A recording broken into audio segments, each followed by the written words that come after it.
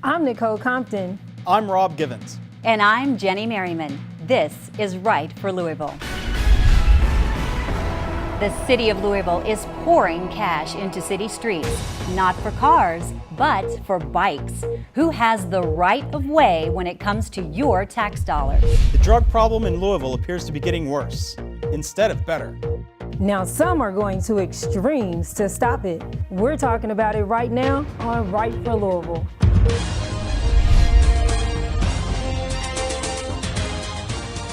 This is the show where we talk about the news of the day from our viewpoints and give our opinions about it. We're all locals here from Louisville, and we all have something to say about what's right for Louisville. Rob Givens, you were a Thunderbird, weren't you? I was. I flew on the right wing of the Air Force Thunderbirds for 2 years, 97, 98. But I spent 27 years in the Air Force, and I hope to bring some military perspective and a veteran's view to some of the issues we're going to talk about.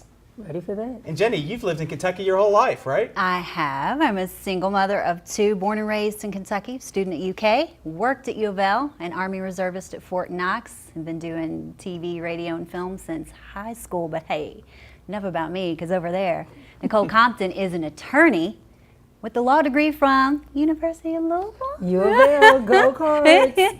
I'm Nicole Compton. I'm a nana and a single mother of one. Ran for judge a couple of times here in Louisville, so I try to stay connected with what's going on, definitely with what's happening with our young people in the community. So of course I'm going to bring a whole different perspective. According to the state of Kentucky, drug overdose deaths are up, with more than 204 reported last year just in Jefferson County alone. Many of these involved heroin. And now, hospitals are reporting a spike in overdoses. You may have seen a lot about the warning issue lately on your local news. One doctor we spoke with here at Norton Hospital says he has seen 8 cases in just 5 hours. Him alone has seen that.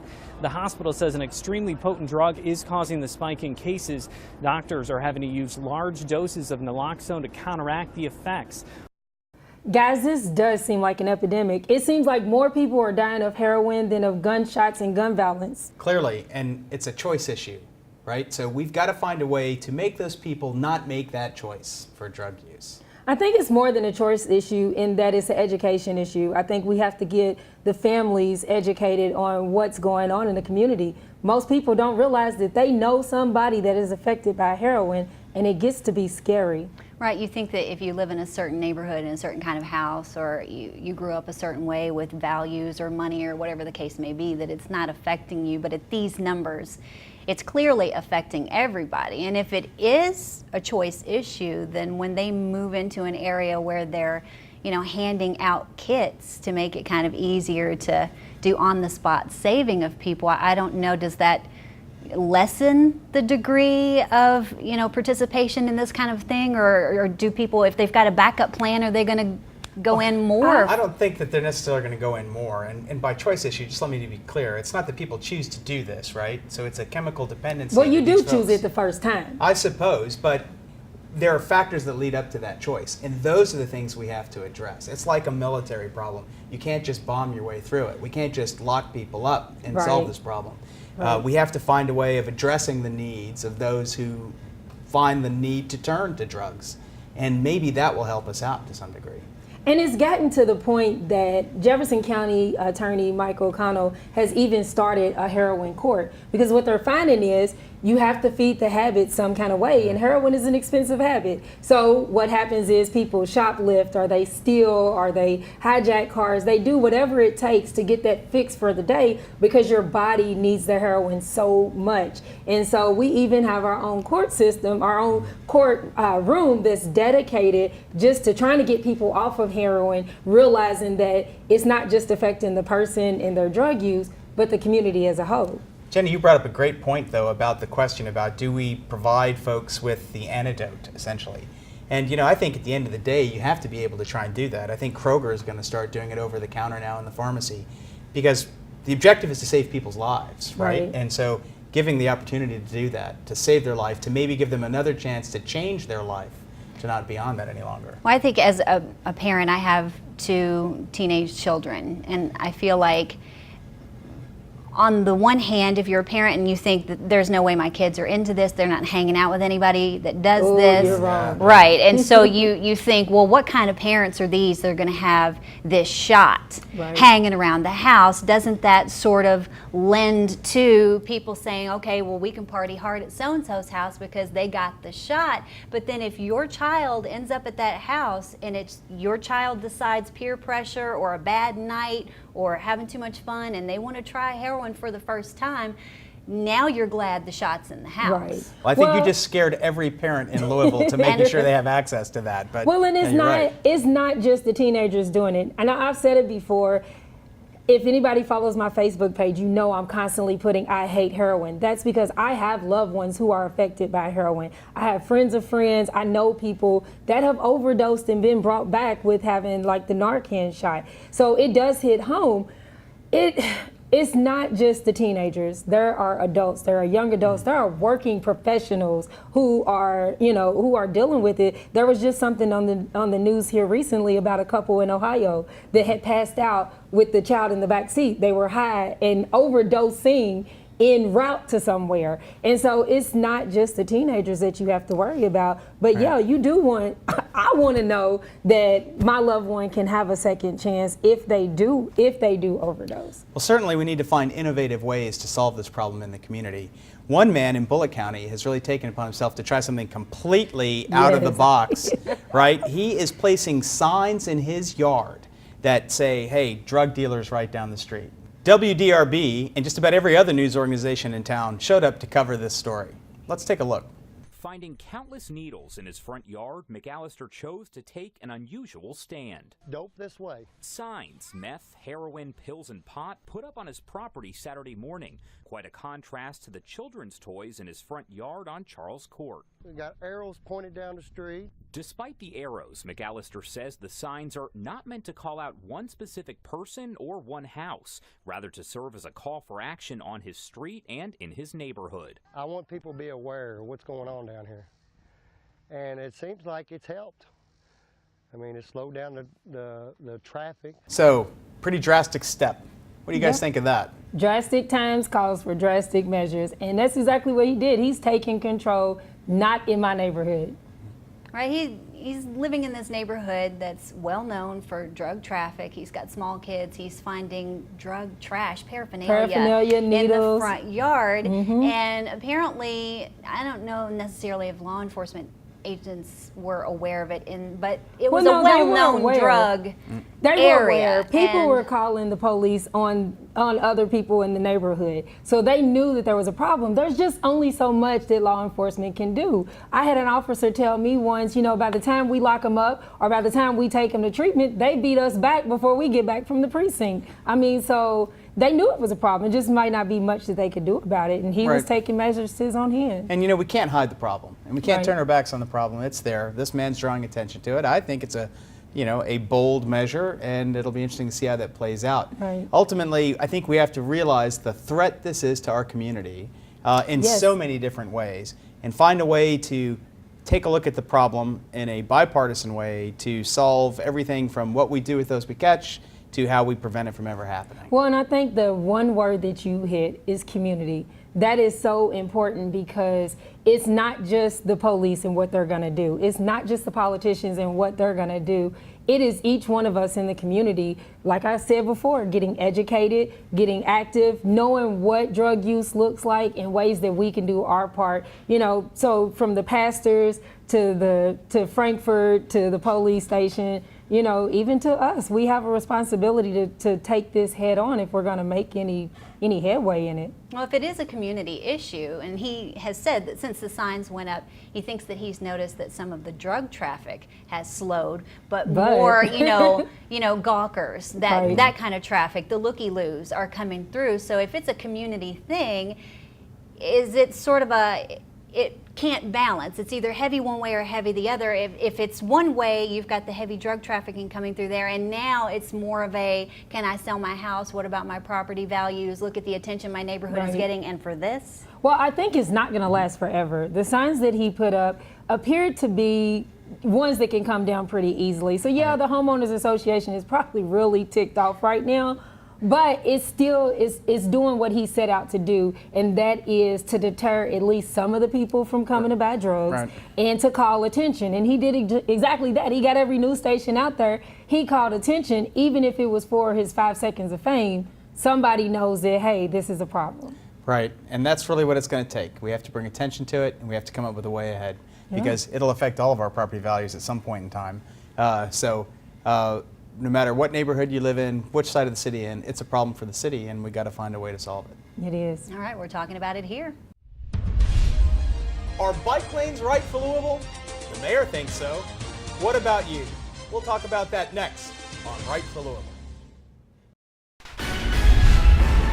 Louisville Mayor Greg Fisher wants to spend $500,000 adding more bike lanes to our town, over 200 miles worth. Is that right for Louisville? What do you guys think? I think it's a lot of headache, a lot of money, a lot of redirecting and painting for a recreation that only a small percentage of the population enjoy, and I think it's just going to cause problems for everybody else. The money could probably be better used for, automobile lanes, the rest of us. Or fixing the car lanes that they've already started. I think that Mayor Greg Fisher is trying to make Louisville a progressive city. So when you go to the bigger cities like, New York City, they're not using a lot of car transportation. A lot of it is walking, bikes and cabs and trains, that kind of thing. And so I think he's trying to make our city progressive. It just may be a little bit before we're ready to be there. Well, I'm actually going to come out in support of the mayor on this one, because I like the initiative about trying to make us a healthier city. Lord knows I could use more exercise. If I could find a way to bike to work, that'd be great. But, Wave 3 did a story on this, and what they found out was that nobody really knows how to use these bike lanes. Take a look at this. The plan appeared to be causing complete confusion for some. This city vehicle appeared to violate the rules. That bicyclist almost breaking bones while breaking the law, picking himself up and continuing to ride the wrong way down a one-way street. This biker ignoring the street signs and police who pass right by.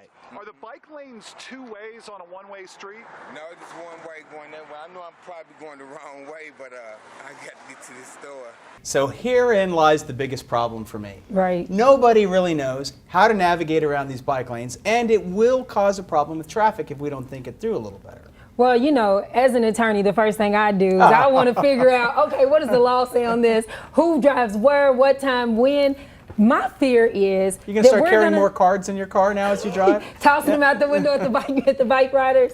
No, my fear is that we're going to have more deaths, more road rage, because people are arguing and mad and upset. The bikers aren't really paying attention because they're not really sure what they should be doing or not doing, and neither are the drivers. So then you have extra upset people, especially, during rush hour times. I'm trying to get home. I got something to go. And guess what? I have this bike that has a 120-pound person on it and a 20-pound bike, and I have my 2-ton car. Who do you think is going to have to move? Right, I agree with you.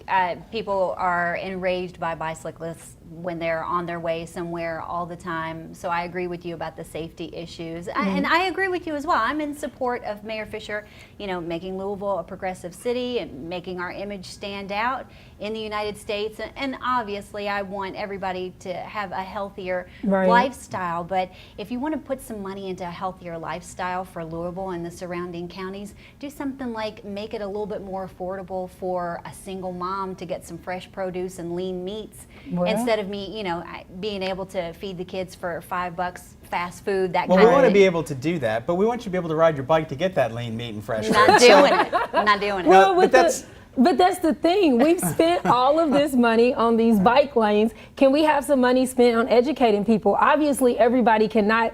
Please, Mayor Fisher, do not make everybody retake the driver's test or the state transportation. Don't make us take it over. But so we can't make everybody take the driver's test over, but we got to be able to explain that's a key point. What you're supposed to do and not do and how to adequately use them. Having the right campaign to go along with the production, and maybe less bike lane, a little more campaigns so people understand. But there have got to be ways to figure this out. Do we make bike lanes a time of day kind of thing? Right, Bardstown Road. I think anybody that drives in Bardstown Road knows that you can only park on the side of the road between 9 and 4, you know, and Right. other than that, you have to move. So there are ways for the people to figure this out. Sharing the roads probably very important for us. And I'll tell you that River Road, something needs to be done, because if more bikers ride side by side on River Road and keep blocking traffic, that's going to be a problem. Yeah. Guess I have to get my cards together so I can throw them out the window. They're going to be watching for us for sure, the three of us on the road. But you know that Louisville is, you know, those of us who've had a chance to travel throughout the United States, Louisville's a great city, It but is. we do lack in some areas. And despite our park system, there's no thing that really connects it. And you know, Washington D.C., everybody runs, right? Right. Of course, they're probably running from people more than anything. But Louisville needs that opportunity, and I think finding a way to make it work out. I'm not sure the path we've chosen right now, pardon the pun, is the right way, but figuring out a way with the mayor to make that work out would be great. Make it right for Louisville. We'll take a quick break, but we'll be back with more Right for Louisville right after this.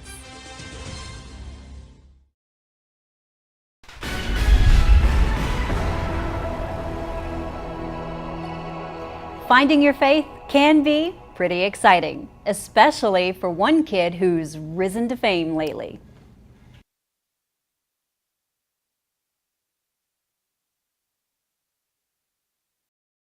This morning, who have accepted Christ as his Savior and as his Lord, and he will demonstrate his faith in the Lord Jesus Christ by willingly being baptized this morning.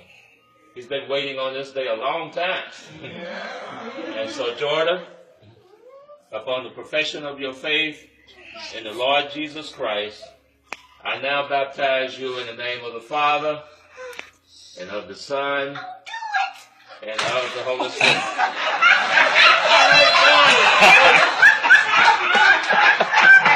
Go, Jordan! He took the plunge, right? And there is America's cultural advantage, right? Initiative, initiative, initiative. He took it. Poor kid, he felt like Jesus would be coming back by the time this pastor finished saying what he's got to say. Y'all took too long. I just got to get this done.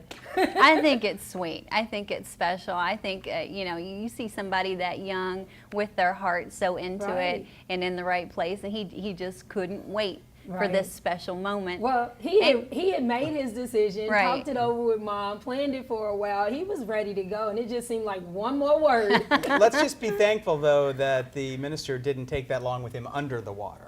This is Right? true. So, Well, you know, with all the things that you can catch a child doing, Right. this it's got to be at the It top. was This precious. is the best. And see, and the mom was videoing Right. the whole thing. And who knew that the local TV would catch it and then it would go viral, and make him, nationally famous for making the right decision for his life. well, see, and therein lies an advantage to being Catholic. We do that where the kids can't make that decision. Right. Oh, that's right. You guys get the look when you're Oh, and then they're babies. So, what can Yeah. you do about it? Yeah, so it's all good. right. What do you think is right for Louisville? Is there a local issue you'd like us to discuss on the show? Let us know. Visit our Facebook page, facebook.com/right for Louisville. I'm Jenny Merriman. For Nicole Compton and Rob Givens, we'll see you next time on Right for Louisville.